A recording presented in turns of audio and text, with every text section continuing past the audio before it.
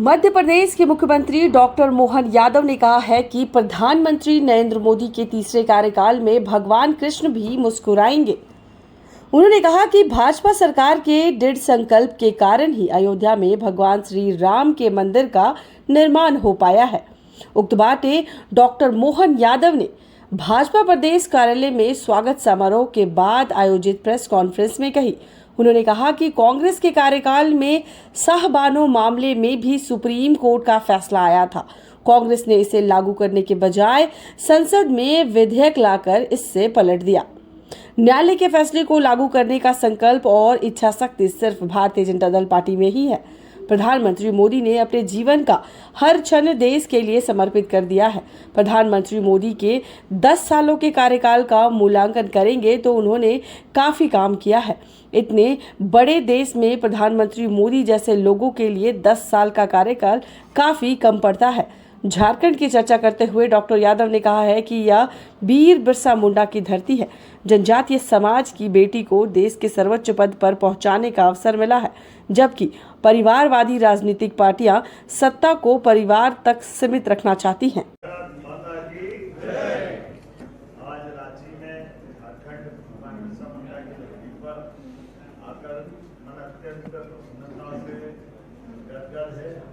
मेरे अपने सभी भारतीय जनता पार्टी परिवार के लोगों से मिलकर के मुझे अत्यंत प्रसन्नता भी है। हम सब जानते हैं कि चुनाव की बेला चालू हुई है और चुनाव की बेला में यद्यपि ये बात सही है कि चुनाव हर 5 साल बाद होते हैं और चुनाव में किसी को जीतना और चुनाव का रिजल्ट अपने आप में अगली सरकार के लिए लालायित करता है, अगली सरकार के लिए बुलाता है। लेकिन मैं इस बात को जरूर अपनी तरह से कहना चाहूँगा कि ये चुनाव बाकी के चुनाव से हटकर के इस चुनाव में जिस ढंग से माननीय मोदी जी ने अपनी भूमिका रखी है, उस भूमिका को अगर पूरे देश के लोग देख रहे हैं, देश को क्या दुनिया देख रही है, एक ऐसे व्यक्तित्व के नाते से मोदी जी चुनाव लड़ रहे हैं जिसको मैं अपनी भाषा में कहूँ कि उनको लड़ नहीं रहे, हम उनको लड़ा रहे हैं। हमारे पूरे देश की बेहतरी के लिए हम उनको ये मौका दे रहे हैं। उनके स्वयं के जीवन का चुनाव से एक ऐसा व्यक्ति जिसने अपने जीवन का क्षण इस देश के लिए बलिदान कर दिया, इस देश के लिए कुर्बान कर दिया, उनका स्वयं का अपना खुद का इस पद से उस पद से क्या संबंध। 2 बार वो प्रधानमंत्री बने, 3 बार वो गुजरात जैसे समर्थ आर्थिक दृष्टि से बहुत संपन्न राज्य के मुख्यमंत्री बने, लेकिन एक बहुत निश्चल भाव से, एक साधु स्वभाव से उसने अपना पूरा जीवन निष्कलंक बेदाग होकर के जिया। ये हम सबके लिए प्रेरणा की बात है। हम सब जानते हैं हमारे लिए तो परमात्मा की कृपा से ये भारत की संस्कृति सनातन संस्कृति के कारण जानी जाती है। इसलिए जीवन के ऐसे कई उदाहरण हमारे भगवान राम के, भगवान कृष्ण के, उनके काल से भरे पड़े, जिसके कारण से भारत का नाम दुनिया में एक अलग प्रकार से जाना जाता है।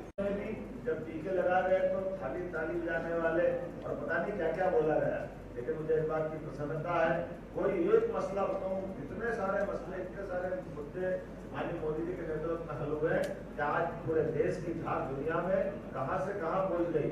11वां नंबर की अर्थव्यवस्था से उठा करके 5वें नंबर की अर्थव्यवस्था में भारत आ जाके खड़ा हुआ।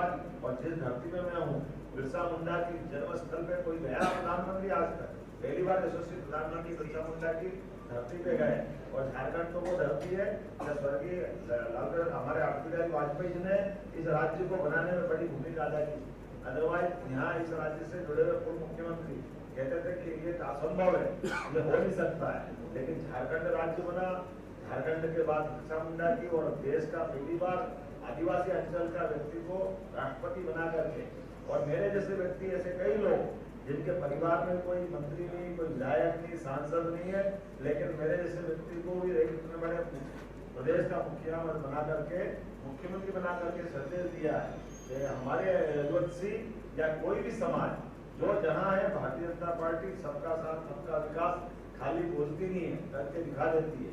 और इसी आधार पर देश में प्रयास के साथ विश्वास अर्जित करती है।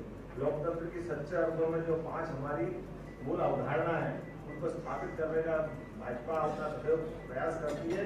और इसी के कारण से पूरा देश मोदीमय हुआ है। आज की स्थिति में हमारा क्या मध्य प्रदेश, क्या राजस्थान, क्या झारखंड, क्या बिहार, और एक तरफ माननीय मोदी जी है जो परिवारवाद की राजनीति के खिलाफ लड़ रहे हैं, और परिवारवाद की राजनीति के खिलाफ भाजपा ने राष्ट्रवादी विचार को सामने रखा है। मैं खाने दूंगा, जो बोला वो करके दिखा दिया है। झारखंड से लेके कई प्रमाण है आज आपके सामने कि कोई भी पद पे बैठा व्यक्ति हो, अगर गलत काम करेगा तो उसको बर्दाश्त नहीं किया जाएगा, कोर्ट अपना काम करती है। लेकिन दुर्भाग्य के साथ नेता, मंत्री, मुख्यमंत्री, अलग अलग दायित्ववान लोग खुद बेईमानी करते हैं। वो कोर्ट कचहरी का मसला आता है तो केंद्र सरकार के सिर पे ठिकरा फोड़ कर निकलना चाहते हैं। लेकिन ये मोदी जी की सरकार है, निष्कलंक सरकार है, बेदाग सरकार है, लेकिन सुशासन स्थापित करने वाली सरकार है। गरीबों के हक का कोई ढाका डाले और सरकार चुपचाप बैठे संभव नहीं है। मैं आज आपके माध्यम से अपील करना चाहता हूँ, चुनाव की बेला में मैं जब यहाँ झारखंड में बैठ करके बात कर रहा हूँ तो आप तो दूध का दूध पानी करने के लिए निश्चित रूप से चुनाव से बढ़कर कुछ नहीं है। अभी 2 चरणों के चुनाव जहाँ हुए हैं, निश्चित रूप से भाजपा के लिए प्रचंड बहुमत मिलने की संभावना है, और बाकी के सभी चरण में भाजपा के साथ सब जुड़े। इसी बात की अपील करने में आया था। चतरा जैसी लोकसभा में होकर के आया, जहाँ पहली बार स्थानीय कैंडिडेट को मौका दिया।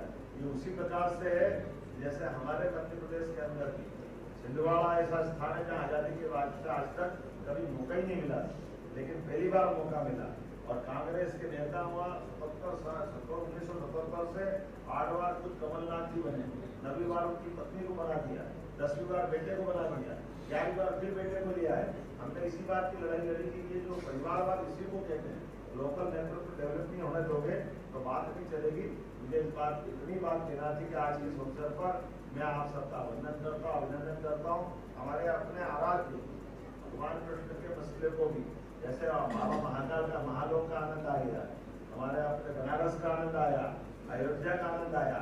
उम्मीद करते हैं अपनी सरकार के माध्यम से न्यायालय जल्दी निराकरण करेगी तो जमुना जी का प्रश्न करवाइया, कृष्ण भगवान भी मुस्कुराएंगे। हम सब उम्मीद करते हैं अब अगला हमारा जो वोट उनके लिए पड़ेगा। मेरी आपकी बात समाप्त होगी। बहुत बहुत